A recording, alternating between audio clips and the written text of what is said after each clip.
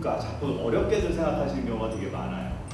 그런데 가장 창의적인 거는 어떤 때는 가장 좋은 문제를 발견했을 때 가능한 건데, 내가 일상에서 느끼던 작은 문제, 바로 거기서 시작된다고 보면 될 것 같아요. 누군가와 협력해서 함께 문제를 해결하려고 시도한다면 그것이 가장 창의적인 거다라고 하는 말을 먼저 드리고 싶어요. 목격을 기존의 언론사들은, 우리가 언론의 개념에서는 제보해주세요라고 얘기하거든요.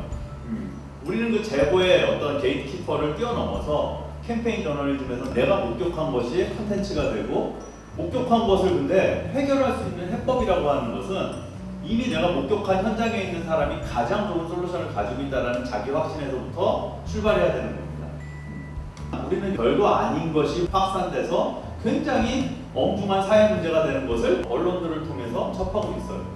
캠페인 저널리즘이라는 게 도대체 뭔가?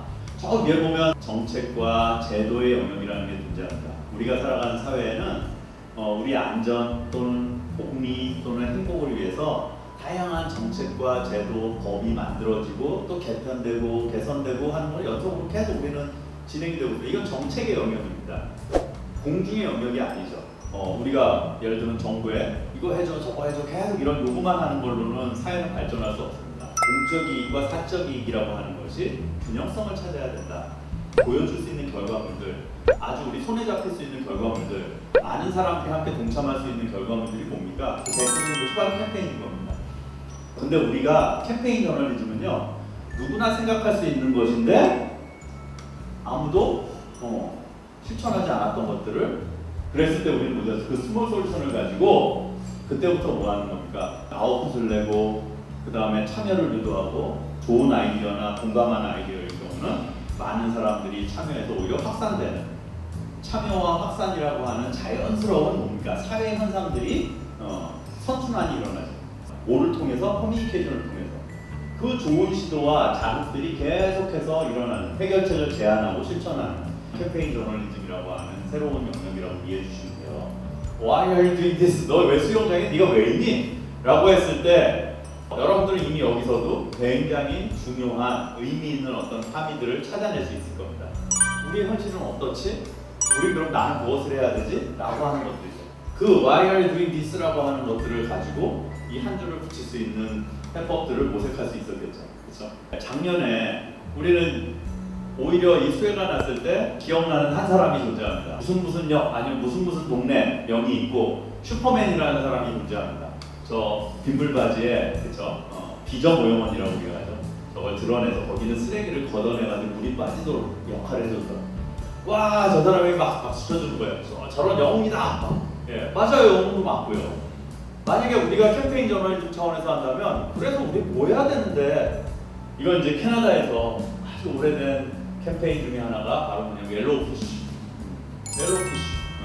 바로 이 비저 모형원은 바다로 흘러들어 빗물이 빠지는 곳이고, 그렇기 때문에 여기는 쓰레기통이 아니고 여기 깨끗이 유지해야 되고, 그래야만이 우리 강에 있는 물고기들 또는 바다로 흘러가는 모든 해양 생물들이 생명을 유지할 수 있다. 여기는 바로 그 생명이 살아 숨쉬게 하는 빗물이 들어가는 곳이다 라고 하는 걸 알려주기 위한 대표적인 캠페인 중에 하나죠. 옐로우피쉬 같은 캠페인을 가지고 우리는 과연 그러면 무엇을 할 수 있을까? 그렇죠?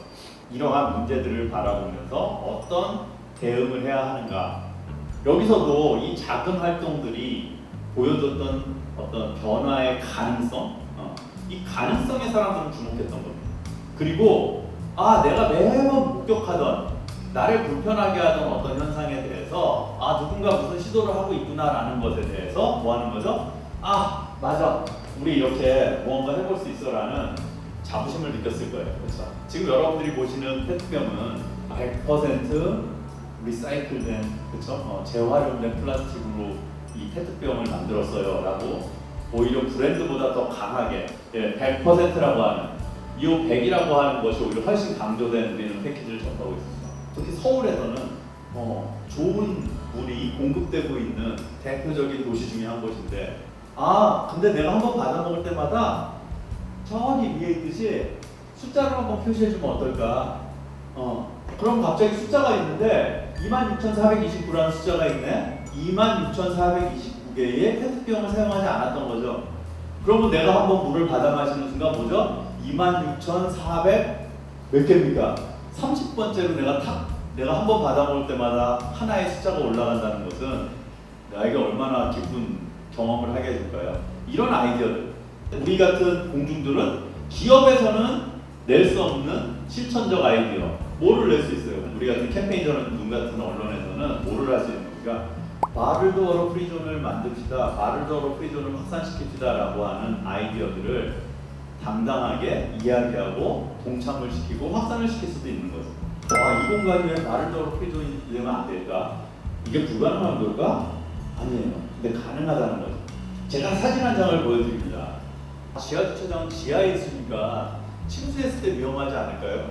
그러니까 발목 높이에 물이 차면 빨리 다른 거 필요 없이 빨리 대피하세요 라는 메시지를 지하주차장에서 줘야 될 것 같아요 라고 해서 아이디어가 나왔던 건데 그런 일이 어딨어. 그건 조금 너무 오바다. 필요 없는 거다 라고 해서 내가 킬시켰던 아이디어입니다.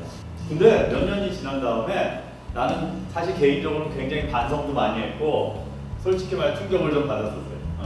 그래서 다시 이거를 뭐 캠페인 전을 통해서 소개는 했지만 많은 사람이 관심 안 가져요. 불과 작년 1년 전에 이와 같은 뉴스들을 접하면서 정말 이게 벌어질 수 있는 거구나. 내가 상상할 수도 없었구나. 이미 발목에 찼는데도 사람들은 자기 차를 빼기 위해서 차를 빼기 위한 노력을 했지 그것을 대피하려는 노력을 한 사람들이 많지 않았던 것 같았어요.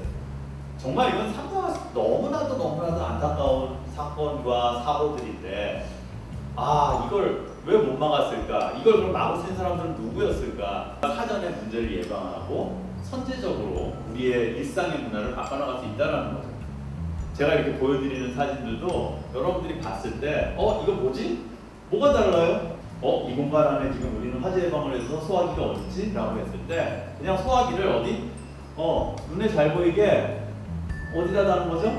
손잡이 높이를 조금만 한 50cm만 높이 올려봅시다 라고 하는 거예요. 그렇죠? 이 공간 안에서 소화기가 있는데요. 소화기가 있는 곳에 소화기 마크를 붙여놓습니다. 소화기가 어딘지 잘 보이게 붙여놔야 되는데 소화기 바로 위에 소화기 마크를 붙여놔요. 소화기의 마크를 사람들이 보기 좋아하는 그림의 옆쪽에 눈높이에 같이 붙여보세요 라는 게 굉장히 좋은 캠페인이 될 수 있겠죠 여러분들? 바로 이런 거예요. 이런 작은 차이들, 작은 몇 센치의 차이들 파티스페이트 참여라는 것과 그 다음에 확산이라는 게 존재하지 않습니까? 여러분들의 생각이 사실은 가장 상식적일 수 있다는 생각을 꼭 해보셨으면 좋겠어요. 그 자체가 아마 훨씬 더 누구보다도 어떻다? 창의적인 것이 될 겁니다. 창의적인 결과물, 창의적인 캠페인이 될 거라고 나는 확신을 해요. 일단 제 결과 마칠게요 여러분들. 고맙습니다.